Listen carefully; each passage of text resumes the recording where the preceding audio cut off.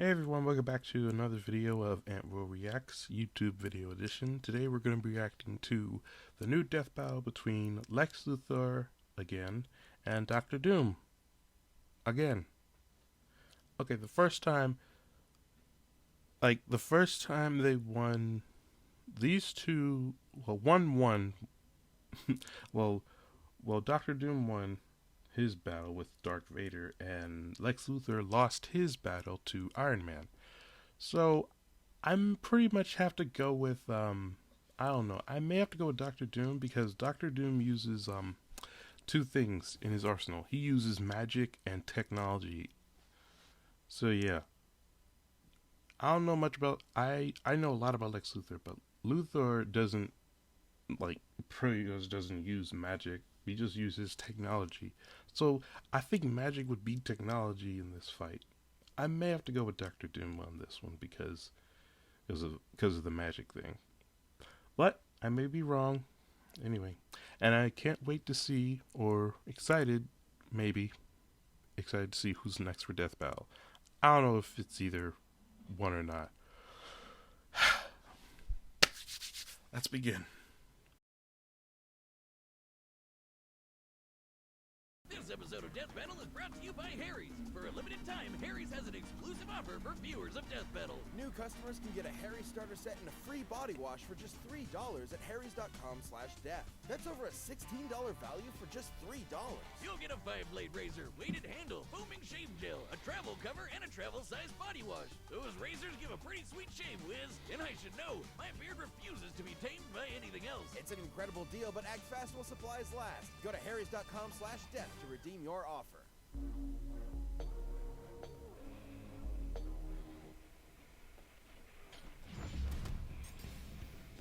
Lex Luthor, CEO of LexCorp and nemesis to Superman.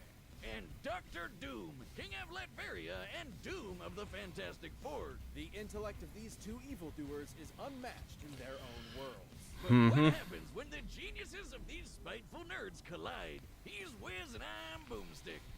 And it's our job to analyze their weapons, armor, and skills to find out who would win a death battle. In the city of Metropolis, soaring above all other structures, one can find atop the tallest building an L. Who's the dirtbag that decided to literally hang that L over everyone's head? Just the one and only Lex Luthor. Born and raised in Smallville, Kansas, Lex's early life was complicated. His father, Lionel, was a scientist doing dubious experiments on Martian manhunters. When the lid was cracked on this evil science operation, asses had to be covered. So Lex and his old man got a convenient memory wipe, reducing Lionel to an alcoholic and setting Lex down a path to get away from his deadbeat dad. Right there with you, bud. But because this is comics, that's just Lex's story in one continuity. In another, he's a mad scientist. In another, he's a self-made billionaire. And in yet another, he was friends with Superboy until Superboy made him bald. No wonder this guy's so cynical. Regardless of which Lex we're talking about, he hates Superman. In his eyes, if Superman continues to exist, humanity will become weak and reliant on him, and ultimately perish. Supposedly. Ever since Supes flew into town, he's been Lex's undoing. But also his driving force in creating technology, chief among them being his war suit.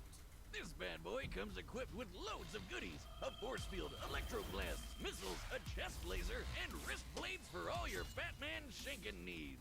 Lex has utilized many different energy sources for his suits, but his newest and greatest is the Mother Box, a nigh inexhaustible piece of new god technology with which Lex can create energy beams, repair his suit, and teleport via quantum folding.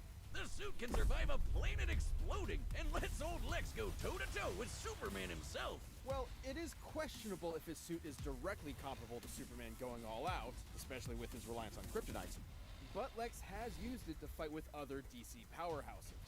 Like this orange bug man Larfleeze, who's basically a one-man Lantern Corps. You know, that band of green boot stompers who can cross the universe in under an hour. Knowing DC has a universe at least 100 trillion light years across, this would require a speed over 5 quintillion times the speed of light. Or, how about the time Green Lantern Kyle Rayner held back the Big Frickin' Bang?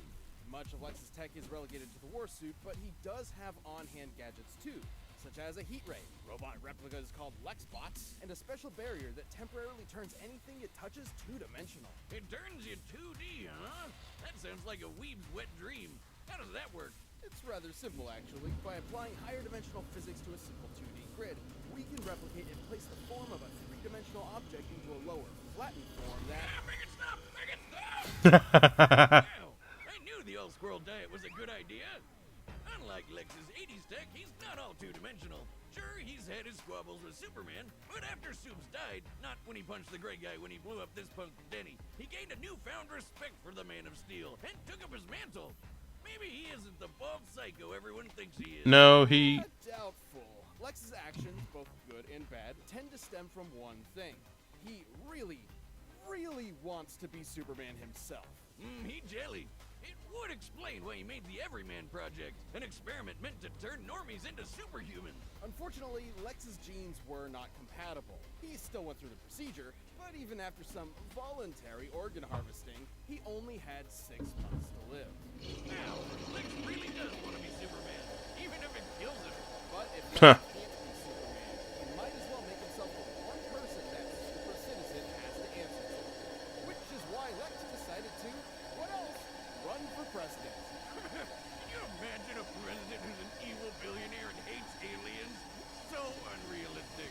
Lex was already a person with few real attachments, and became all the worse when he learned he could neither be nor control Superman. Take, for example, the time he made a cure for his sister's terminal illness. Well, that doesn't seem so bad. And then reinfected her with that same illness seconds later, just to prove he could. Jesus Christ! Never mind, he's evil. Why would anyone work for this guy? Lex's outlook on life actually gained a big following. After traveling millions of years into the future, because comics, Lex saw a world where his goals became reality, where people quit aspiring to the impossible standards of superheroes, instead embracing who they were deep down. Selfish and greedy animals. So he literally inspired a philosophy around being the opposite of Superman. Apparently. Yep. Isn't it ironic, though, that even those who chose to follow Lex's ideals called this philosophy doom? Huh. I guess Lutheran was already taken. Anyways, his fanboys from the future might consider it their doom, but to Lex, his ideals are everything. And to his credit, they have seen him through some pretty heavy stuff. Like outsmarting Brainiac, getting tortured by Joker. And getting shot out of a helicopter by a gorilla. Don't worry, somehow he got better.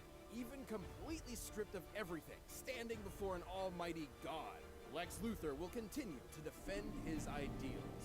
This harbinger of doom is truly beyond comprehension. Or so he says. Who is it, Superman?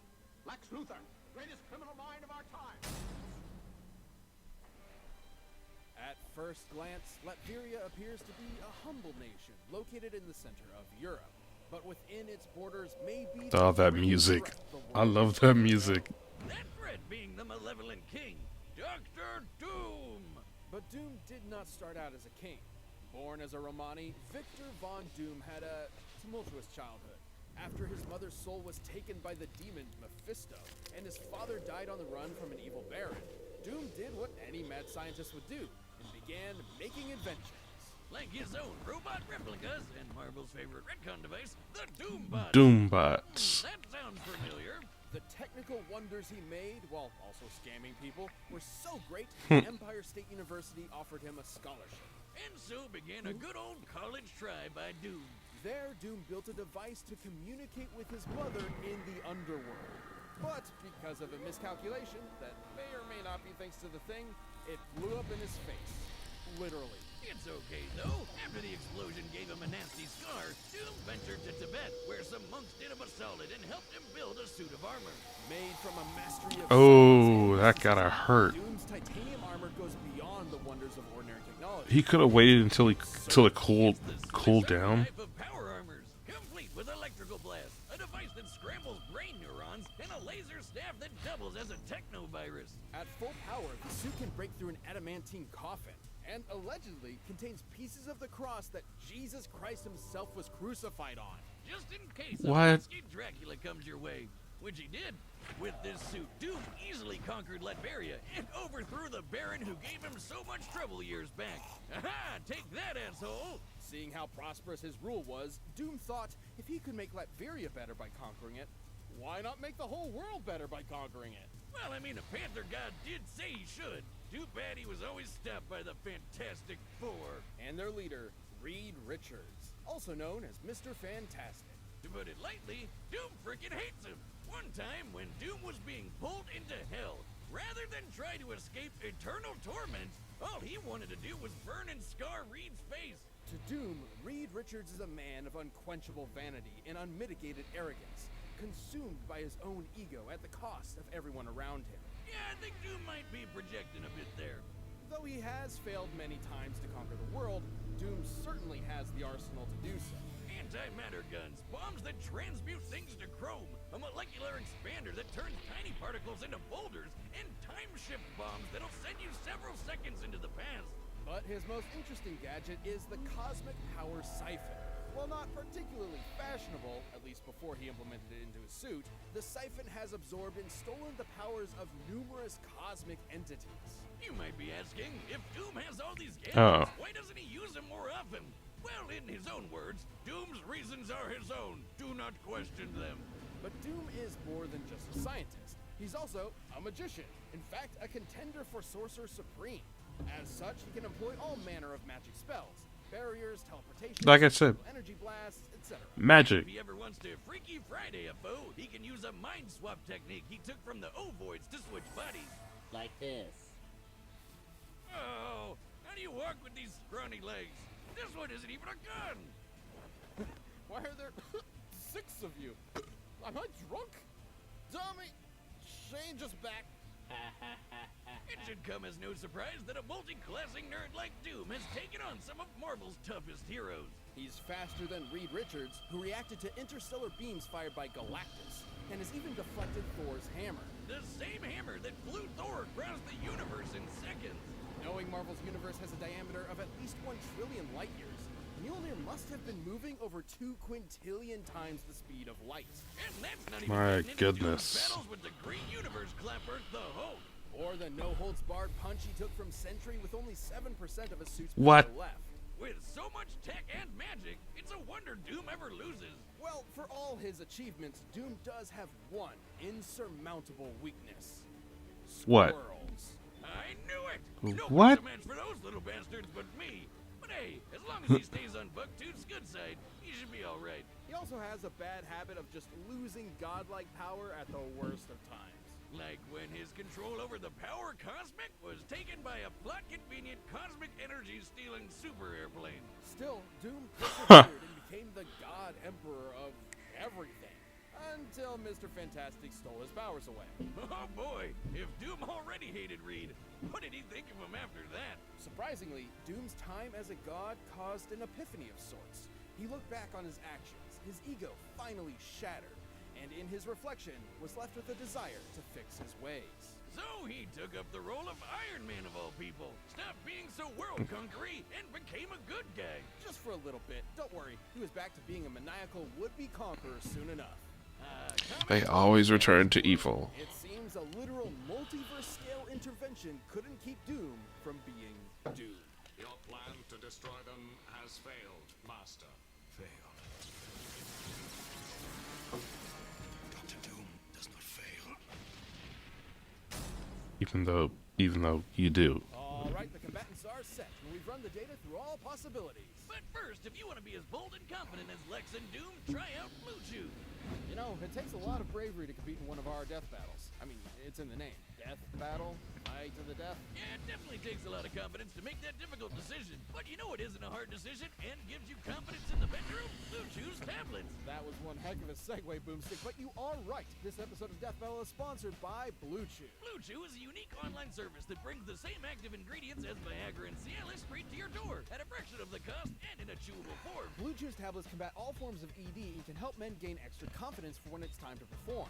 Blue Chew is an online prescription service, and you know what that means. No visits to the doctor's office, no awkward conversations, no waiting in line at the pharmacy, and it comes in a discreet package. So even your mail couriers who know all your secrets won't don't know what's up, or not up, so to speak. It's also easy to get set up with Blue Chew. Just sign up at BlueChew.com using our code BATTLE, of course. Consult with one of their licensed medical providers to find the right ingredient and strength for you, and you'll get your prescription in days. It's all online. And we've got a special deal for our viewers.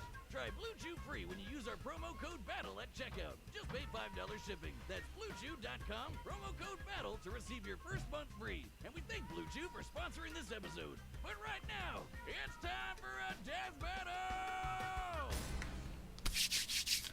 Alright, let's see. Oh, visitor. Mr. Luthor, your company has invaluable resources for the people of Latveria.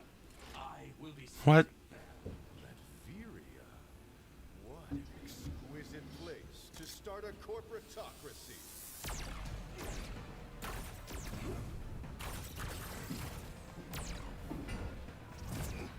You wretch! Pathetic.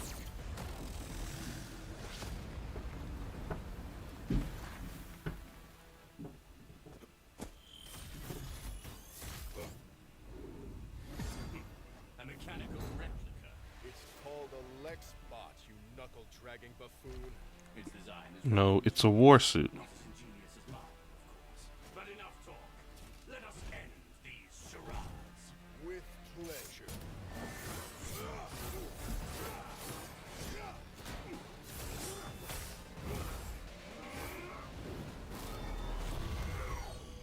What is this confounded contraption? Two-dimensional morphographic technology. I haven't perfected it, but it's more than enough to exterminate an imbecile like you.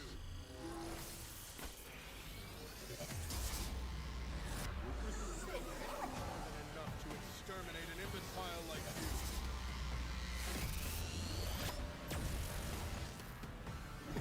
What? Fool! You fell to my time shift ball! Now, foot dive! Foot dive! Foot dive! Foot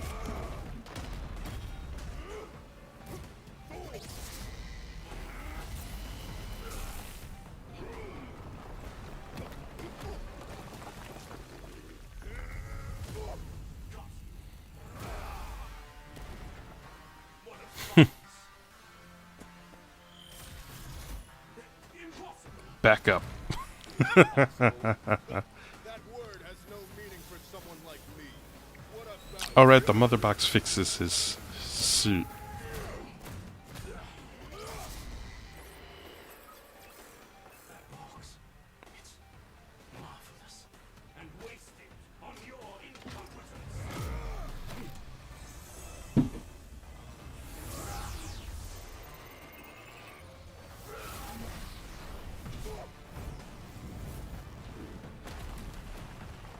Pitiful.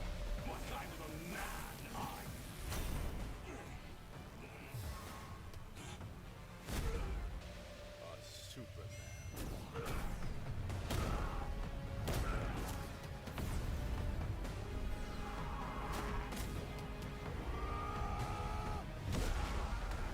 Still hiding behind this hideous mask, Tin Man? Let's show your true face the light of day!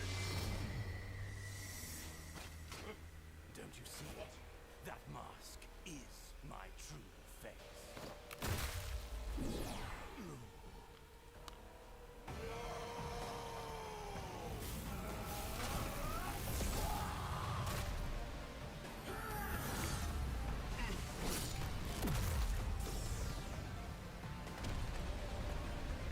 This power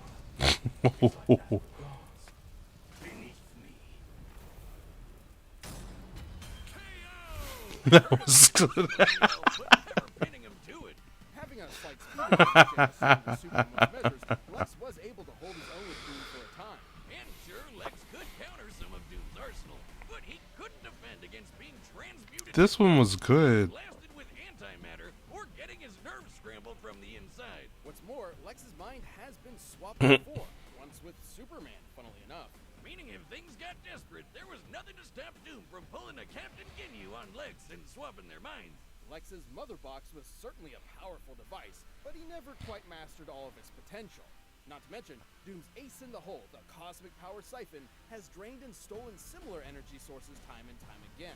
Galactus, Silver Surfer, Hmm. and the friggin' Beyonder. Yeah, I know, this mulleted doofus doesn't look like much, but he apparently has millions of times the power of the entire Marvel multiverse. And the siphon took all of it! There's no way the Mother Bugs could stand up to a device like that. Thus, it was only a question of if Doom could bide his time before turning the tables on Lex. And given all the beatdowns he's survived from Marvel heavy hitters like Hulk and Sentry, I'd say Doom had that time. Lex's tech was an impressive challenge that had the stats to contend with Doom. But against Doom's bewildering gadgets, magical trickery, and power-stealing siphon, the advantage was in the Doctor's court. The King of Latveria claimed his victory.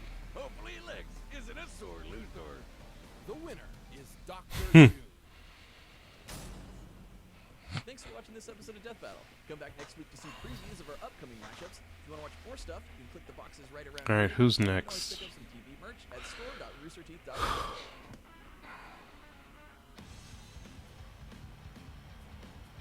Who's it? Oh wait, I think I know.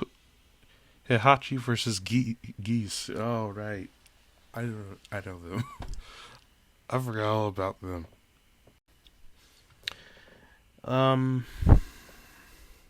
I forgot all about Tekken and what was that other game? Fatal Fury, right. Fatal Fury. Two of the main bad guys of both of those series in the next Death Battle. Interesting. But I told you I had a feeling that Doctor Doom might win because the magic thing and the tech and his technology.